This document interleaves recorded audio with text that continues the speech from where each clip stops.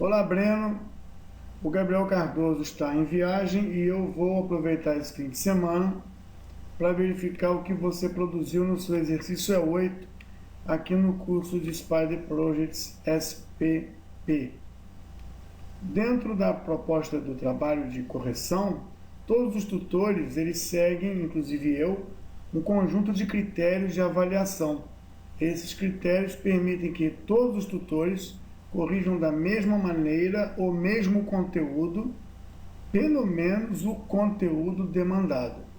E esse critério, eu vou mostrar para você, ele pode ser visto aqui.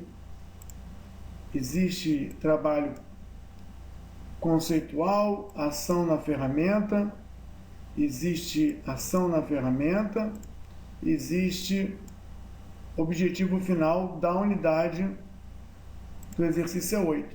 Eu tenho que varrer, assim como o Gabriel Cardoso ou qualquer outro tutor, eu tenho que varrer todos esses pontos de verificação para ver se você entregou tudo o que é necessário. Eu vou então aqui chamar a atenção do que é o exercício 8. Fala sobre plano de projeto, documentação, integração, e nós temos dentro desse capítulo não só a aula, como algumas informações em vídeo do processo de consolidação de controle. Nesse caso, é uma proposta de entendimento de como o controle pode acontecer nas unidades 9, 10, 11, 12, 13, 9, 10, 11, 12 do curso. São 4 unidades, você vai ver o processo de controle. Temos os materiais de apoio, temos um mapa do plano de projeto, que fecha esse ciclo de planejamento aqui na unidade 8, e tem o local onde você entregou a sua atividade. O mapa de processos, na verdade, é uma proposta de fluxo de produção do planejamento, partindo da iniciação, com as informações da iniciação, no planejamento. E o final do planejamento, esse processo todo, é plano de projeto. E dentro das restrições apresentadas da rede lógica de atividades montadas, você acaba encontrando aqui pontos de decisão, de verificação, para nivelar e entender um cronograma 2 aqui, revisar cronograma parte 2, levando em conta as restrições de recurso financeiro, recurso material, e assim fechar o plano de projeto. De qualquer forma, a cada momento emite-se um documento, e o Spider ele tem a pretensão de apoiar a emissão desses documentos. O plano de projeto, então, ele visa, nessa unidade, consolidar todo esse trabalho. E o que nós temos esperando receber do Breno? Um formulário preenchido com a proposta do guia de exercícios da unidade 8. Então, aqui está o formulário. Também tem a verificação de todos os passos registrados pelo log do Spider, que mostra onde o Breno foi fazer o quê. E aqui a gente vê 28/8, 30, 28/8, 28/8. Então aqui nós temos 16h54, 28/8, 18h20. Tem bastante atuação dentro do aplicativo e essa atuação está sendo registrada aqui. 18h33, 14h58, tem um tempo de trabalho e produção aqui sobre esse arquivo Casa Feliz, dentro de opções de nivelamento de recurso, dentro de tabelas ligadas a EAP, agora dentro do arquivo Aqueduto de Ilha Grande, ou seja, não só para rastrear a produção, como um eventual problema durante o uso do software, pode-se entender aonde é que o problema aconteceu, após que recurso utilizado da ferramenta, e com isso os desenvolvedores conseguem consertar. Então você atendeu, enviou o log e enviou o formulário. Dentro do formulário, aqui diz, todos os campos do formulário estão preenchidos, vamos verificar isso. Foi apresentada nivelamento de recursos, explicar, vamos dar uma olhada no que se apresenta aqui. Plano de projeto e seus documentos. Plano de projeto, conjunto de documentos que trazem como o projeto será elaborado, qual a estratégia para a elaboração, quanto vai custar, registro da EAP, das atividades, dos recursos, do custo. E eu acho que aqui você poderia colocar aqui dentro do plano de projeto, isso é importantíssimo. Também encontra-se o 5W com H. Opa, 5 é 5. Seria quem controla, quem planeja. Tem o outro W, né? Vamos colocar aqui. Quem controla, quem planeja. O outro. O que controlar, o que planejar.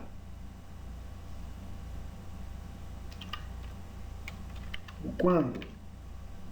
Quando vamos fazer essas etapas que você descreveu acima e quando vamos controlar. O outro W é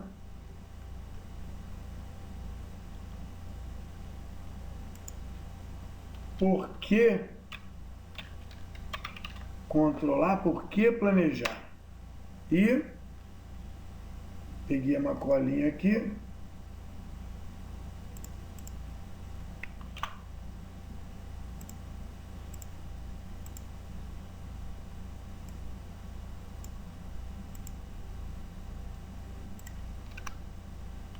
Onde controlar e onde planejar. Esses elementos aqui, basicamente, são definidores de processo.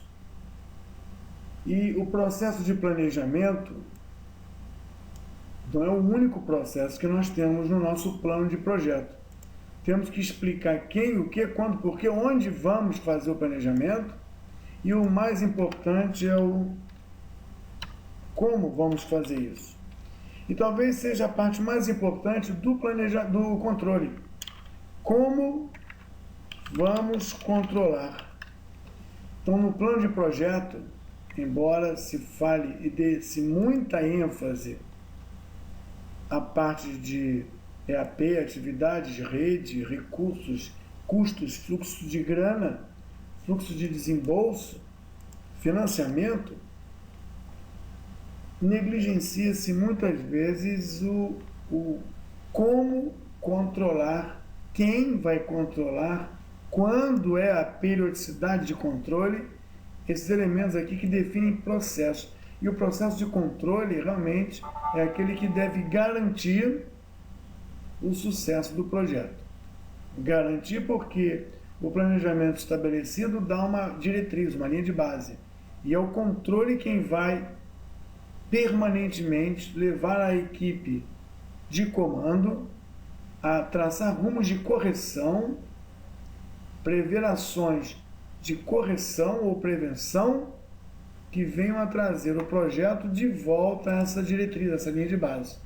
Então, acho que você pode aumentar e enriquecer isso aqui quanto ao conceito de plano de projeto. Técnicas orçamentárias não suportadas pelo Spider. Você deve encontrar isso no vídeo ou no livro. A técnica orçamentária não suportada pelo Spider é aquela técnica que você define um perfil de consumo de recursos financeiro e aplica esse perfil na atividade ou no pacote. Seria a técnica de curvas de orçamentação ou pesos distribuídos, ou também chamado de profile ou cost profile. Aproveitando o vídeo, vamos entender o que seria essa técnica não suportada pelo Spider. Vamos usar aqui o Paintbrush mais uma vez e dizer que nós temos 3 atividades, 3 coisas, 3 pacotes, 3 elementos a serem produzidos que, se entendidos ao longo do tempo, definem alguma coisa assim: outro. São 3 coisas a fazer, 3 coisas a produzir, e a técnica que o Spider não suporta é quando nós informamos ao sistema que o perfil de gasto dessa atividade é assim. O perfil de gasto dessa atividade é assim. E o perfil de gastos dessa atividade é assim. Somando os gastos ponto a ponto, momento a momento, nós vamos ter aqui valores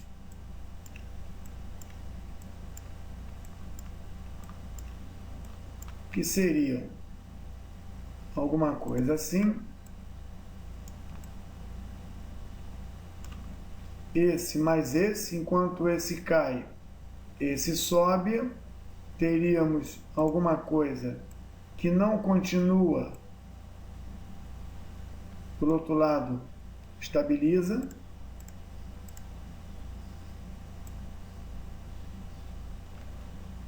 E depois aqui, enquanto ele diminui, esse cresce, teríamos alguma coisa que cresce também, e quando chega nesse ponto, passa a crescer mais por conta do complemento desse, até chegar a um nível que os dois diminuem e ele cresce menos. Ou seja, nós teríamos um resultado que seria o somatório dos perfis. Hoje, quando a gente utiliza o Spider, a alocação dos recursos dentro de cada atividade, juntos, eles definem essa curva. Mas quando nós trabalhamos com a alocação do perfil de consumo de recursos financeiros, profile, a condição de distribuição na própria atividade, dessa vez do recurso financeiro, ou seja, é 1.000, é 3.000, é 2.000, mas distribuídos de forma diferente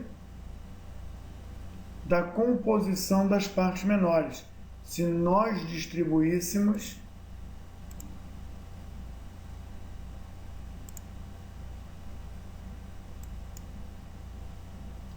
colocar um tamanho menor. Se nós distribuíssemos assim, 300, 400, 300, nós distribuímos o valor do recurso financeiro. E aqui nos 3.000 seriam 100,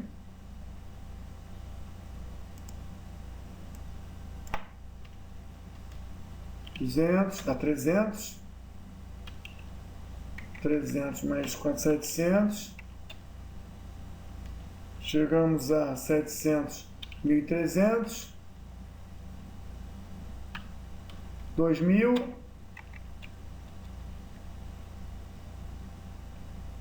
2.500. 2.900. Seria uma distribuição que nós ajustaríamos em função dessa técnica, que é a distribuição dentro do perfil e que, se somados, é claro, dariam valores mês a mês, não pela composição unitária dos recursos que estão dentro, mas por conta de pesos distribuídos ou por uma curva de orçamentação do tipo normal, normal retardada, ou uma curva de distribuição plana, que poderia ser especificamente assim. Ou seja, todos os valores são exatamente iguais. Se dura 3 meses, 2.000 por 3 meses dá 666, 666, 666. Então essa é a técnica que o Spalha não suporta, por não ser possível alocar recursos financeiros período a período ou o recurso humano período a período. Então, prepara para consertar o teu material. Quanto ao nivelamento de recursos, o ponto-chave, quantity schedule, sim, você detectou que existem duas colunas. Quando você distribui o recurso na ferramenta e pede para ele levantar o agendamento, quando esse agendamento é feito, vamos ver se eu acho aqui, quando esse agendamento é feito especificamente pelo tempo, que é o CPM, que é o primeiro ícone de agendamento, ele não leva em conta a falta ou a restrição dos recursos. Vamos ver aqui. Temos recursos. Quantity schedule é 9, 10, 2. Quantity que nós temos é 10, 10, 2. Vamos ver aqui quando eu peço para ajustar o mais cedo possível. Ele diz, precisamos de 9 no nosso planejamento. Temos 10. Precisamos de 10 no nosso planejamento. Temos 10. Ou seja, nosso projeto aqui de Casa Feliz está bem feliz. Nós temos todos os recursos que nós necessitamos. Voltando para a sua análise, ponto-chave para nivelamento é entender se temos recursos. Eu vou simular aqui que nós temos apenas 8, temos apenas 8 e temos apenas 1. É o quanto nós temos e o quanto nós calculamos necessitar. Mais uma vez, quando eu faço isso, calculo, planejamento, recurso, eu descubro que nós temos aqui mais necessidade do que disponibilidade. E quando eu uso esse botão aqui de verificar sobrecarga, e eu volto para o meu conjunto de recursos, eu vejo que esses 3 recursos estão vermelhos. Se eu pedir para que no botão direito um gráfico seja apresentado, eu posso até pedir aqui com Reports, barra de recursos em sobrecarga. Aqui embaixo nós temos recursos em sobrecarga. Não sei qual, mas há recursos. Se nós pedimos para mostrar um gráfico de recursos, por exemplo, O primeiro, na quantidade, dia a dia, onde azul é normal, vermelho menor que zero, mostrar valores. Eu vejo aqui que o recurso A, recurso humano 1, é necessário 1. De repente eu preciso de 8. Depois eu caio para 6. E num certo momento eu preciso de 10. Porque uma atividade demanda, por exemplo, 8. Outra atividade demanda mais 2 simultaneamente. Por isso eles ficaram vermelhos aqui. Ou seja, pela tabela conjunto de recursos, eu vejo que a quantidade disponível não é suficiente para a quantidade demandada. Propriedades, 0, casas decimais, reduzindo, escala de tempo, nós vemos que as sobrecargas são momentâneas. Talvez hajam recursos demandados aqui. Por isso que essa quantidade de recursos humanos 1 ficou sobrecarregada em alguns dias. Se eu fizer novamente e pedir um gráfico do recurso humano, não o 2, quantidade, ainda na cor azul com sobrecarga vermelha, eu vou ver que no começo do projeto todos estão bem. O recurso humano 2 já começa a ficar sobrecarregado. Uma coisa é calcular fazendo tudo o que dá o mais cedo possível, que é o princípio do cálculo CPM.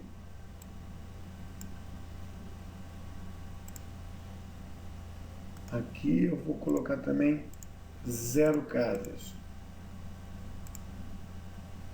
Então aqui estamos com 3 recursos. Eu poderia colocar 2. Poderia colocar um terceiro recurso aqui, que é o recurso humano número 3. Quantidade por dia, mostrando valores, sem casa decimal. E nesse caso aqui eu tenho que lembrar que a cor é azul e a sobrecarga é vermelha. Pronto. Conseguimos ver aqui então que os 3 recursos estão em sobrecarga. Na verdade, significa dizer que nós não temos recursos suficientes para produzir o trabalho dentro da programação CPM. CPM significa caminho crítico mais rápido possível, não atento à restrição de recursos. Se eu colocasse aqui o projeto inteiro, eu teria um entendimento de por que o workload bar está aqui, o resource overload bar está aqui sobrecarregado. Por isso que nós temos o agendamento levando em conta outras restrições. Vamos analisar o que você escreve mais, porque até aqui ficou bem entendido. Quando nós falamos em abrir a janela, calculate Resource Constraint Schedule. Então você pede para marcar a opção Create Resource Dependencies. Então você tem aqui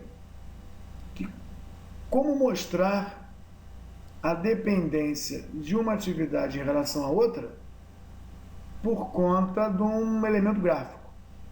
Aqui você vê as linhas, as setas mostrando a dependência lógica. No gráfico nas opções eu vou tirar as linhas horizontais, vou tirar as linhas verticais, vou tirar qualquer comparação. Pronto, ficou bem mais limpo. E ainda vou tirar também as fases ou os produtos, escondendo eles. ficou mais limpo ainda. Então a gente vê aqui as setas indicando dependência lógica entre atividades produtivas. Bem clara a dependência lógica. Mas você fala aqui em criar resource dependencies. Então vamos botar aqui resource dependency aqui e eu vou mandar ele otimizar. Eu vou mandar o modo padrão, que você fala aqui que tem várias maneiras, né? Padrão, avançado, otimização, plus. Então, as opções mais à direita possui melhor algoritmo. Não sei, vamos ver aqui.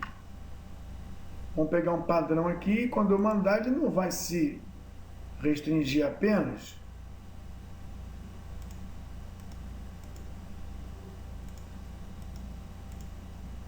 as sequências lógicas. Ele vai também se preocupar com a falta de recursos e as atividades são atrasáveis, reagendáveis, porque não há recurso para executá-las. As RAMOCs, vou fazer mais uma vez, ele manda um recado. A atividade de supervisionar foi adiada porque o recurso humano 3 foi usado em outro lugar. Então, de novo, qual é a RAMOC? Bom, posso ver por aqui também. Vamos ver aqui. Atividade foi... Ele explicou aqui, foi atrasada porque não tem. A outra foi adiada porque não tem. Ele explica tudinho aqui para um relatório. Só que aqui ele fala que a atividade supervisionar quer mais um. Ele quer mais um. E aqui foi adiada porque não tem. Ele quer mais um. Então vamos ver aqui, supervisionar. Supervisionar, nós possuímos aqui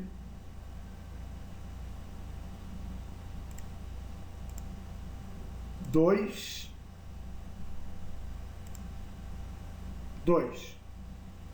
Recursos humanos 1 é 2. Recursos humanos 3 é 2. Como a RAMOC é uma atividade supervisória, ela não produz um trabalho diretamente para o resultado final do projeto como produto. Então, se eu fizesse aqui as propriedades, eu poderia informar que eu posso abrir mão do recurso de produção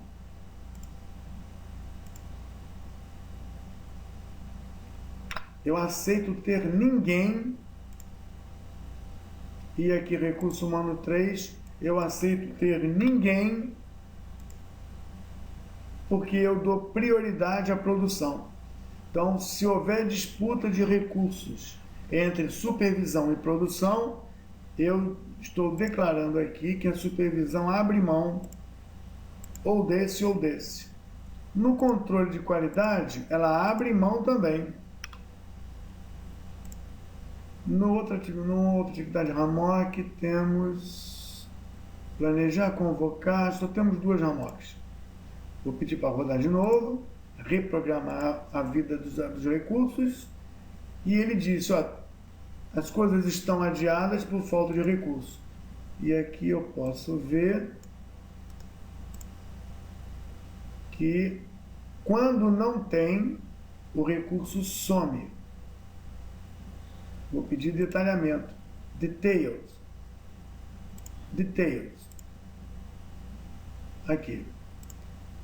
Quando não tem, o recurso não é usado. Aqui. Quando não tem, o recurso não é usado no momento que ele for necessário na produção. Eu vou tirar o detail e vou voltar para o raciocínio anterior. Aqueles recursos que nós estávamos monitorando agora não estão sobrecarregados. Por exemplo, o recurso 3 está sendo usado só 1. O recurso 2 está sendo usado no máximo 8. O recurso 1 está sendo usado no máximo 7. Se eu alterar o gráfico em Contents, em Properties, e pedir para mostrar a Availability, ou seja, mostra em verde o que está sobrando. De novo, mostra em verde o que está sobrando. De novo, mostra em verde o que está sobrando. Nós temos aqui um quadro de uso, o uso dos recursos. Eu tenho o tempo do projeto, eu uso do recurso, aqui é 1, eu tenho aqui 1 sobrando. Aqui são 8 e eu tenho elementos verdes aqui que mostram que eu não estou usando todos os 8 de mesma forma aqui. Quando eu peço para confirmar o Work Peak, o Resource Peak, ele para de apresentar marcas de sobrecarga. Então não importa se você usou avançado, standard, optimization, mas o que importa é que o Spyder reprogramou as atividades dentro da possibilidade dos recursos e o projeto que acabava no dia X agora acaba em outro dia. Quando ele acabava? Acabava o mais cedo possível, acabava no dia 22/9. Workload mostra aqui sobrecargas. Os gráficos mostram azul uso, vermelho sobrecarga, verde ociosidade ou disponibilidade. 22/9, levando em conta a falta de recursos, 21/12.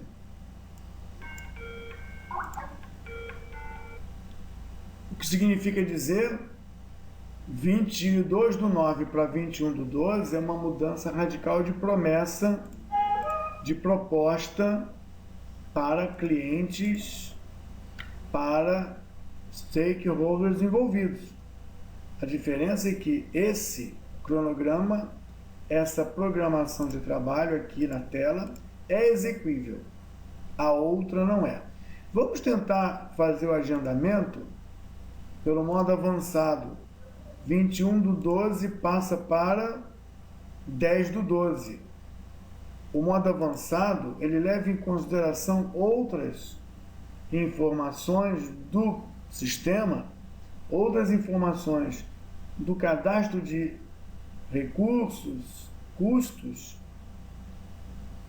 e tenta procurar uma programação melhor. E olha, a ociosidade diminuiu, a efetividade aumentou e o prazo caiu para 10/12. Vamos tentar fazer otimizado. 10/12 passa para 30/11. Ou seja, parece que ele conseguiu uma coisa melhor ainda. Otimizou. Vamos tentar otimização plus. Demora mais. E chegou a 30/11. Não tem jeito. Chegou a 30/11, parece que é a melhor opção. Contra uma proposta de 22/9 inexequível. Inexequível só pelo fato dos recursos disponíveis serem inferiores aos demandados. Mais uma vez, usando o modo avançado, o modo otimizado, nós temos um resultado que permite que o trabalho seja realizado e a entrega seja feita sem mentira. O método aqui você descreveu e eu pude até trabalhar um pouco em cima disso aí. O backward forward é para trabalhar datas estabelecidas, né? Deixa eu ver aqui, data date, target finish. O botão está aqui. Escolhendo quais recursos nivelar, claro, você pode definir aqui se quer nivelar, que recurso você quer nivelar, né? São todos ou só algum. Eventualmente você está focado em um recurso, esquecendo os outros. Esse aqui é muito mais difícil de repor ou de conseguir, ou esses dois aqui são mais difíceis de conseguir e não tanto os outros. Se isso for verdade, de 30 do 11 passamos para 22 do 9. Deixa eu ver. Um deles é nivelado, os outros dois não. Vamos verificar se eu estou fazendo certo. Não. É só esse aqui e esse aqui, que são os recursos mais difíceis. 1 e 2 ficam nivelados, o terceiro não. Supondo que o terceiro ainda esteja com a característica de não temos, mas podemos conseguir. E esses dois é não temos e não podemos conseguir. 30 do 11 contra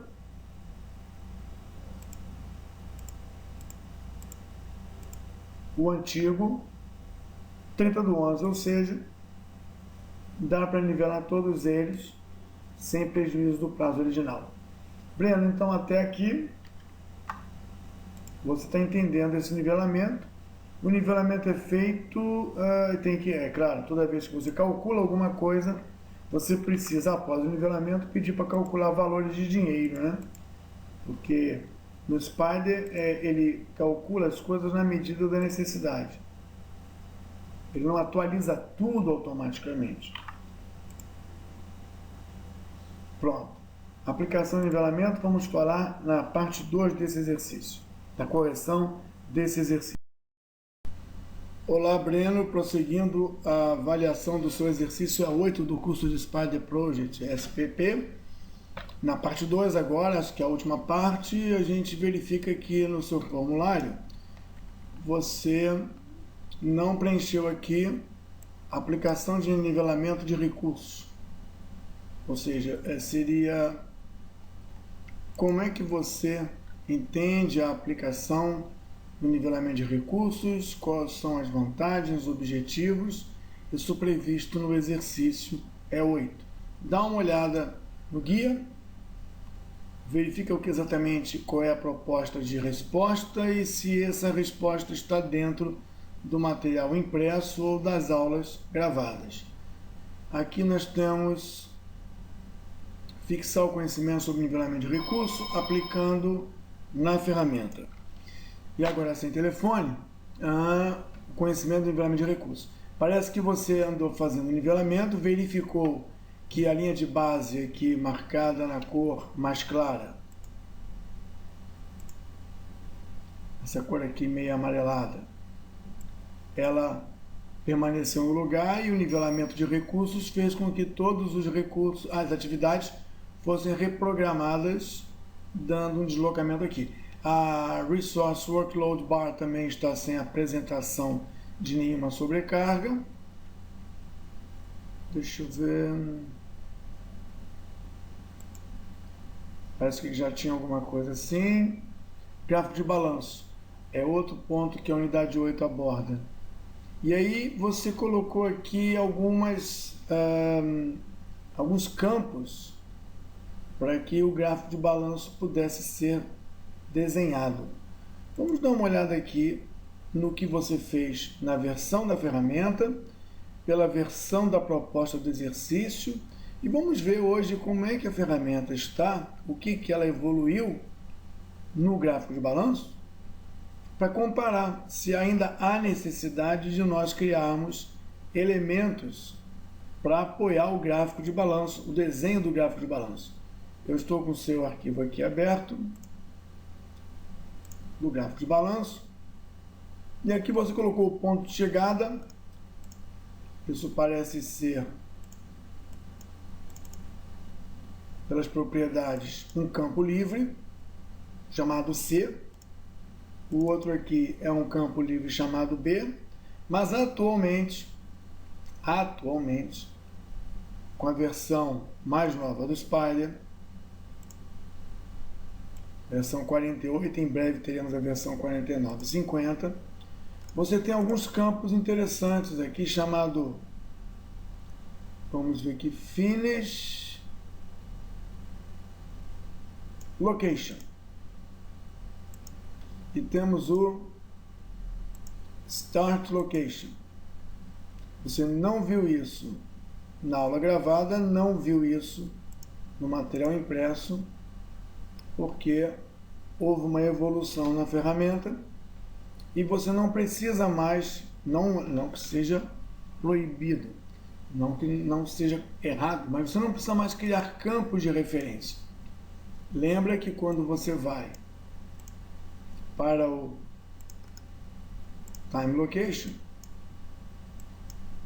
você tem nas opções, você tem usar o campo, e você criou dois campos, um ponto de partida, um ponto de chegada.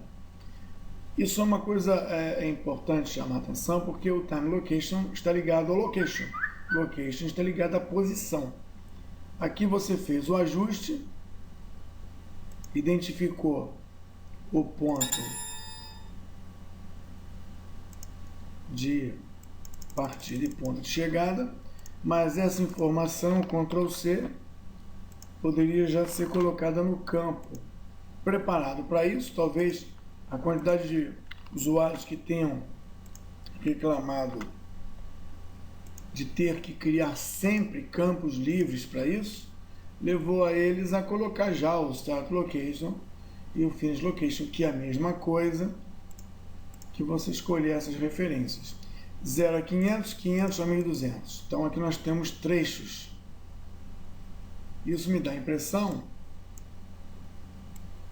que nós temos aqui trecho 1A, 1B, trecho 2A, 2B, e tem um trecho aqui 600, que parece que não é continuação do trecho AB, parece que é uma derivação, mas há uma referência de distância, e aqui parece que é um trecho único. Você representou aqui no Time Location. Aqui do lado é uma novidade na versão mais nova, porque se você tem no gráfico de Gantt Workload Bar, ou se você tem no gráfico de Gantt algum outro diagrama, vamos ver se aqui aparece um outro diagrama. Aqui não temos custos, nesse exemplo não temos. Eu vou mudar então o conteúdo para, vamos ver, recursos, não temos, materiais, não temos. Então eu vou colocar aqui um recurso para ilustrar esses novos dispositivos que nós encontramos no Time Location. Eu vou criar aqui, de maneira errada, a alocação de recursos humanos. Repito, de maneira errada, porque não tendo nenhum, criar um aqui é uma coisa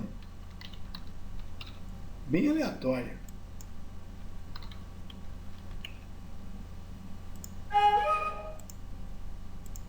E eu vou colocar um em todas as atividades. Vamos ver? Ok, vamos ver aqui. Ó. Todas elas têm um pedreiro. Eu posso agora pedir que ele calcule, que ele verifique supralocação, e é claro que só tendo um pedreiro nós vamos ter supralocação. Eu vou pedir aqui um gráfico, um diagrama, onde eu vou mostrar pedreiros em quantidades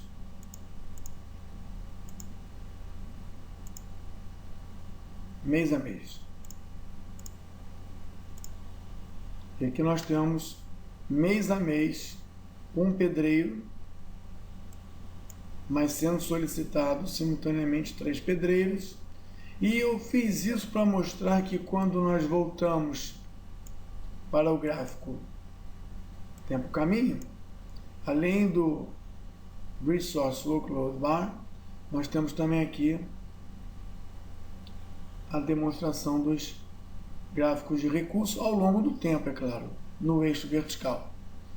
Parece que a próxima versão do Time Location vai ser permitido trocar eixo vertical com o eixo horizontal. Se nós tivéssemos aqui diagrama de Gantt, a apresentação dos valores, nós teríamos aqui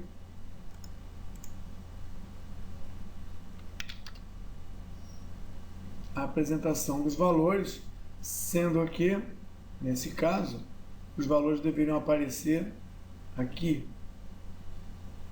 Isso é um acerto que nessa transição de melhoria eles estão fazendo. As propriedades do gráfico, conteúdo, também podem ser editados por aqui. Retirar aqui o gráfico significa retirar daqui o gráfico.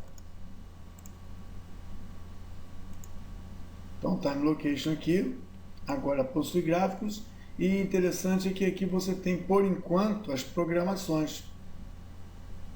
Programações, eu vou apagar isso aqui. Programações, e nos ajustes, só relembrando, eu posso ver o projeto inteiro. Eu posso ver, lembrando que nós temos aqui uma faixa, né? 0 a 3.000, 3.000 metros. Porém, se nós temos aqui uma precedendo a outra, 100, 400, 400, 900, nós teríamos uma mudança aqui de desenho do gráfico. Vamos verificar aqui. Você escolheu as atividades. São 8 atividades. E aqui nós temos 5. Vamos rever isso aqui. Eliminar todas. Em vez de ponto de chegada, eu vou usar o Start Location. Se eu achar. Start Location.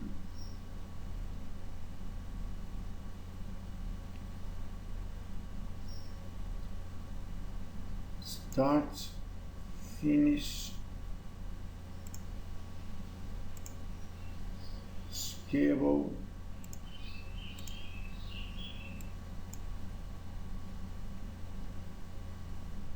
Tem muita aqui. Ponto de partida, Start Location. Ponto de chegada, Finish Location. E o tamanho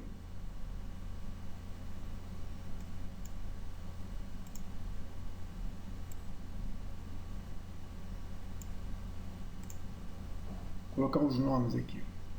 São essas atividades aqui. Todas elas em cores diferentes. Então são essas atividades com essa referência de localização.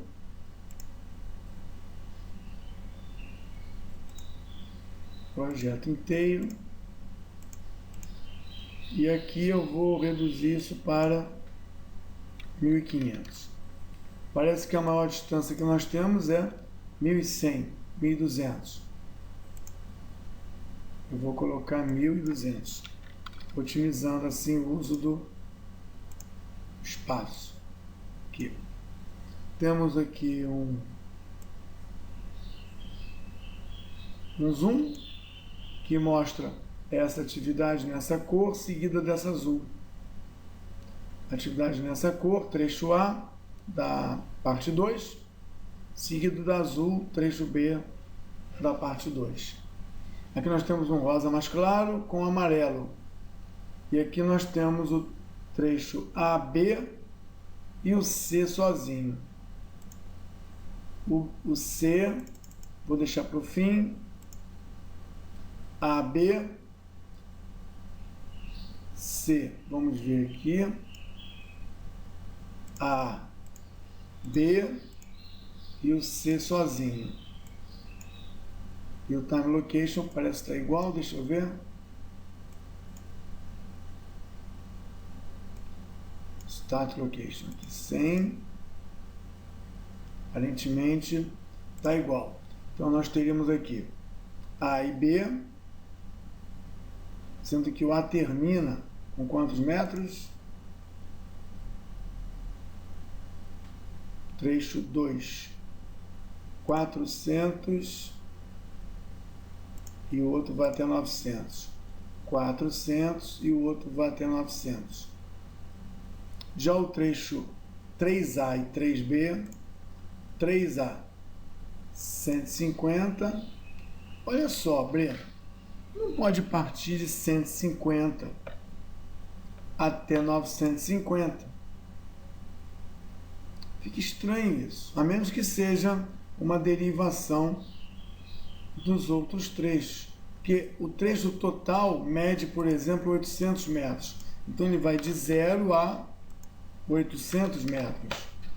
E o outro trecho mede 600 metros. Ele vai de 0 a 600 metros. Aí faz algum sentido. Vamos ver aqui. 0 a 800. Desculpa. De 800 até 1400. Aqui nós temos 800 metros e aqui nós temos 600 metros. Pela diferença de ponto de chegada que você colocou. Então aqui a gente tem trecho A, trecho B. E eu vou colocar aqui de 0 a 1.200 metros. Vou até pintar o A em rosa, o A em rosa, o 1, desculpa, em rosa, 1 em rosa, o A vamos colocar em verde, o A do 2, né? E o B do 2 vamos colocar em verde. Já o terceiro trecho, esse aqui é o C, vamos botar em verde. Então A verde, B verde, C verde. O A em azul, o B em azul também. Assim nós temos de 100 e mais uma vez aqui partida, chegada. Estranho isso aqui. Start location, finish location. De 0 a 500, 500 a 1.200. De 0, aí não pode ser de 100. Você não sai do marco 100. Naquele trecho, você tem uma proposta de desenvolvimento. É claro que a gente pode pensar também o time location como ponto geográfico ou ponto geométrico de onde ele está saindo. Eu vou fazer, da minha maneira de ver, o acompanhamento da linearidade, depois eu vou fazer do ponto da geometria. Vou resgatar o seu material. Aqui são 300 metros, de 0 a 300. Aqui são 500 metros, de 300 a 800. E aqui são 600 metros. Nós temos aqui o trecho verde AB, com um outro trecho sendo feito depois, dentro dessa proposta de volume. Temos um trecho AB da primeira parte, que são consecutivos. E temos uma terceira parte, que é o AB, com consecutividade também aqui. Então, dessa maneira, eu controlo a evolução da produção de cada um dos trechos. Agora eu vou usar a ideia que você passou, e aqui eu vou fazer uma representação. Quero que você até dê um feedback sobre isso. Nosso trecho 1A, 1B, é de 500 até 1.000 metros. Então vamos imaginar uma geografia assim. O que nós temos, exemplificando, a partir daqui, temos um trecho de linhas de transmissão ou tubulações tem duas partes, uma de 500 e uma de restante. Temos um trecho aqui de 3 partes, totalizando 800 metros, e um subtrecho de 600. Então nós temos aqui um outro trecho de 800 metros, que possui duas partes, uma a 300, e parece que tem um subtrecho de 600. Em algum momento do tempo ele vai acontecer. Vamos localizar. 600, ele é consecutivo. Se ele é consecutivo, e aí eu vou respeitar a sua ideia, faz de conta que ele nasce a partir de uma distância. Então, se ele nasce a partir de uma distância, vamos dizer que essa distância é 300 metros. Eu vou colocar ele aqui na cor mais escura, onde ele nasce a 300 metros. E tem uma extensão de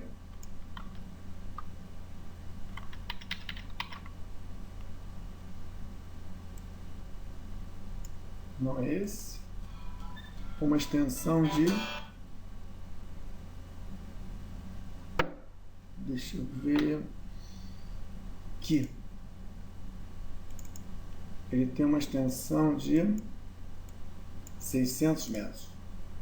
Então ele nasce de 300 e vai até mais 600. Então, seguindo a sua ideia, de 300 até 900. Aqui.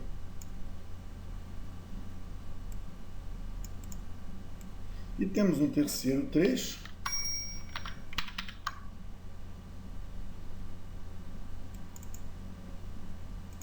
Um terceiro trecho, não é esse. É esse. De 0 a 800 e de 800. Mas você começa ele a 150 metros do ponto de origem. Então vamos imaginar que seja um ramal a partir de uma linha principal existente que tem 150 mais 500. Deixa eu ver aqui. Não, tem a partir do 150, ele tem 800 mais 600. Então vamos dizer que a partir do 150. Então a partir daqui teríamos um ramal muito comprido, extrapolando o nosso limite aqui, onde nós temos um pedaço de 800, um pedaço de 600. E aí eu teria que estender os meus limites geográficos.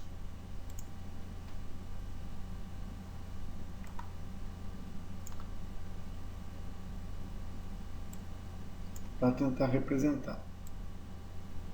É claro que dessa maneira as coisas continuam funcionando em termos de controle de produção. Só que o que vai ser apresentado no Time Location é alguma coisa diferente.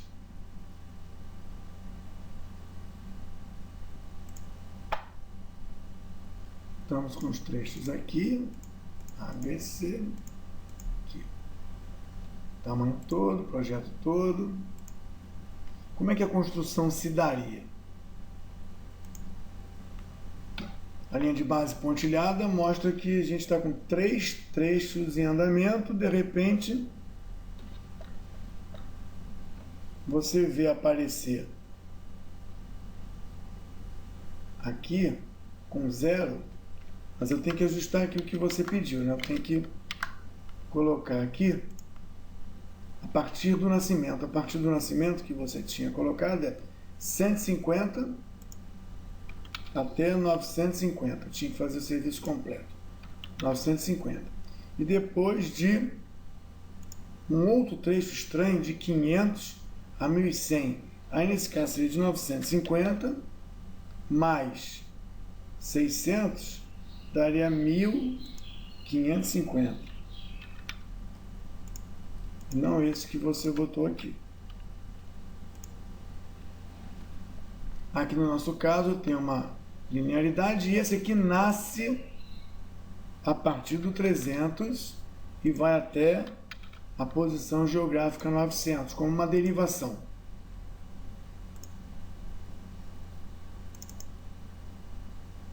Mandando ver o filme, nós teremos a construção. Deixa eu reduzir esse filme a uma velocidade menor.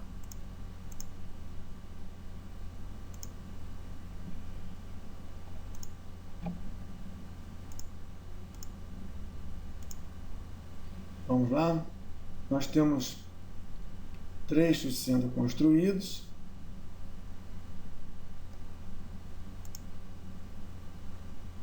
Está muito devagarzinho.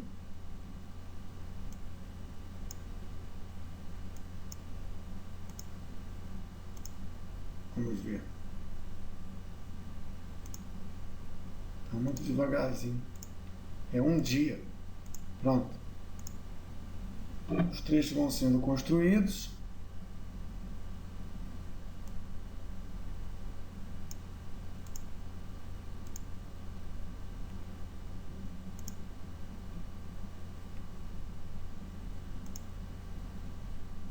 Sete dias.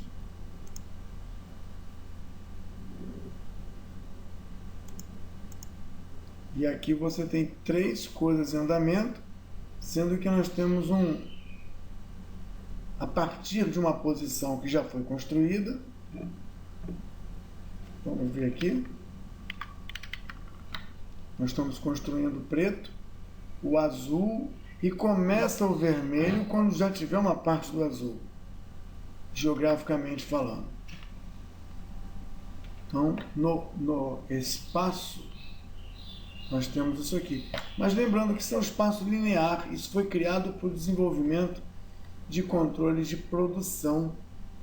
Não é o espaço de onde nasce, não é a posição geográfica de onde nasce o elemento do projeto, mas é a dimensão desse elemento do projeto. Então a representação que você fez, ela tende a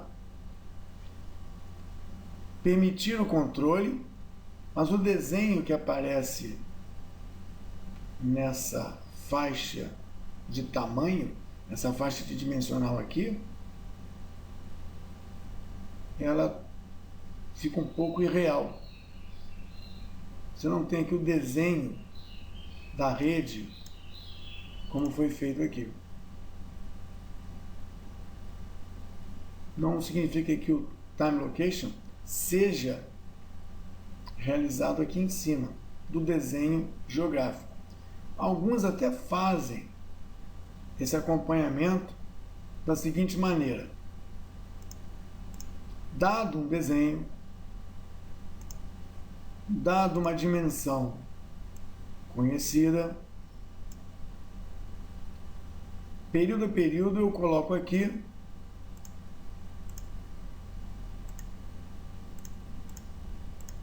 o que foi construído.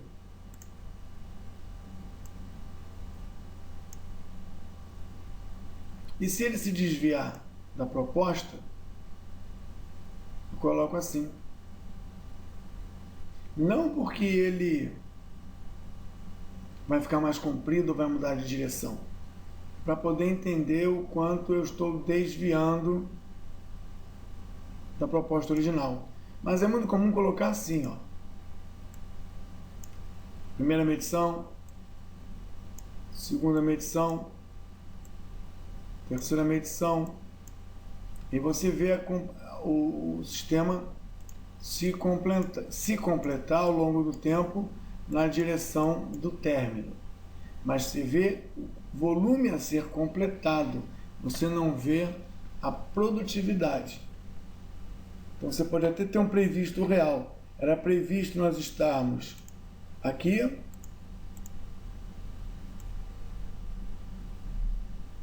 desse caminho, e nós estamos no verde.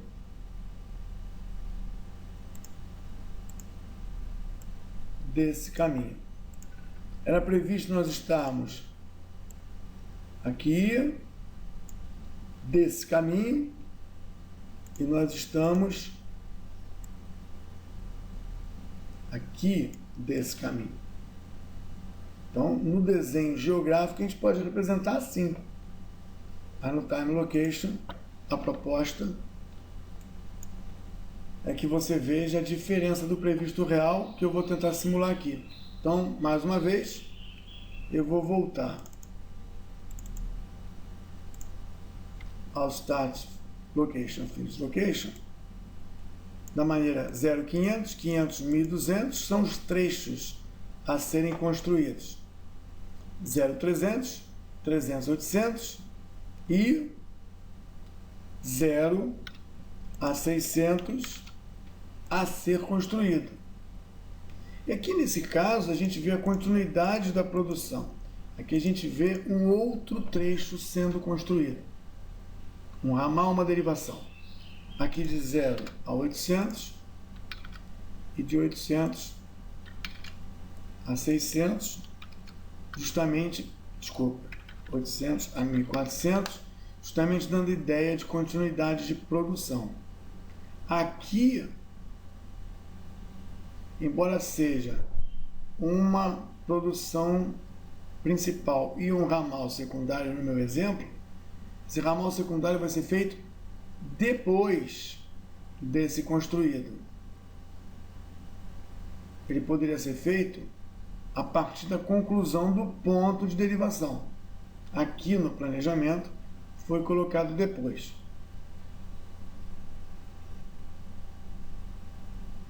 Quando eu peço tempo caminho,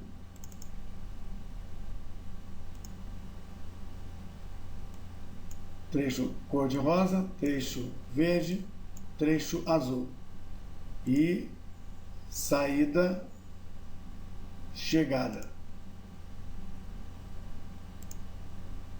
Se eu andasse com o projeto, se eu medisse esse projeto,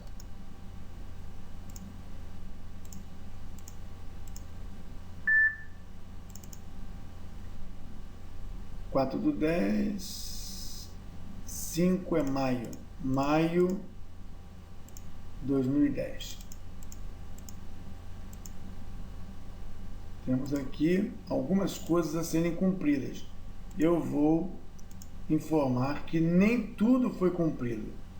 O que era para fazer, eu não fiz só 100. Aliás, esse até eu fiz direito. Esse aqui é que eu fiz 50. E esse que eu comecei, eu fiz só 100. Com essa informação, nós podemos ver aqui, nesse gráfico, esse diagrama gigante, que quando eu calculo, eu já enxergo um atraso nas barras previsto real. E quando eu peço o diagrama de tempo-caminho, eu encontro aqui linha de base e programa de trabalho. Vamos dar um zoom.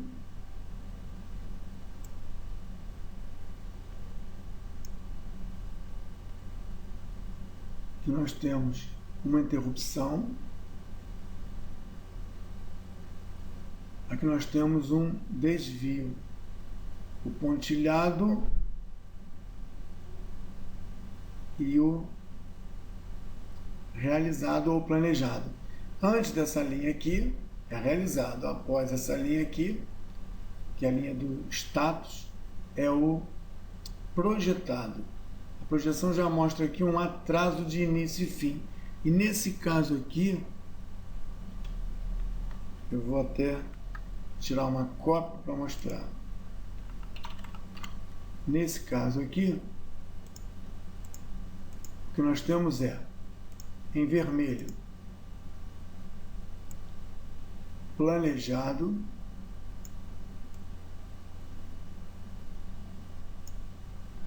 em vermelho, realizado até hoje. essa diferença que vou mostrar aqui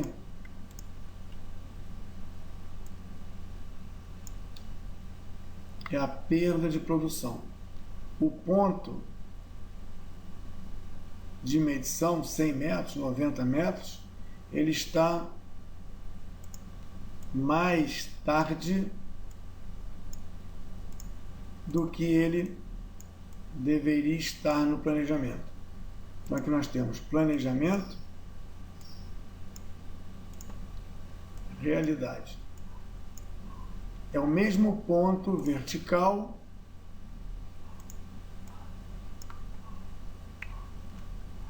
que nos levaria à medição do período, digamos 100 metros, mas está diferente no tempo.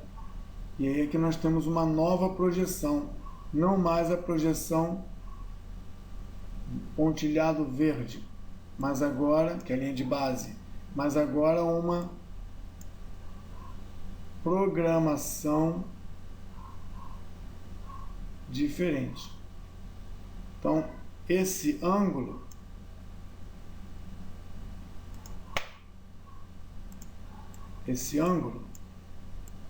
que aparece aqui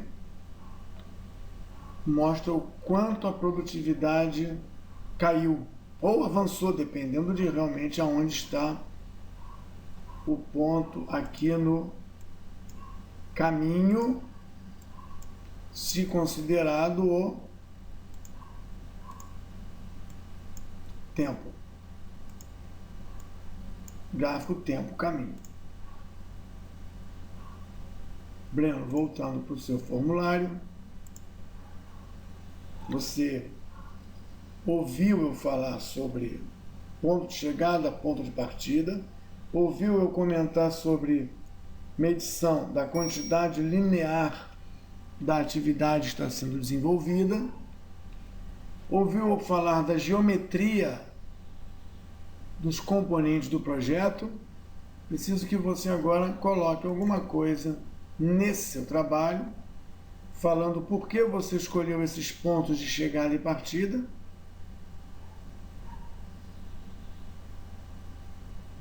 e por que usar a geometria do projeto ao invés das dimensões dos elementos de projeto. Segunda parte, bastante discutida, bem prolixo, mas deixa para você agora justificar e discutir mais sobre tempo e caminho.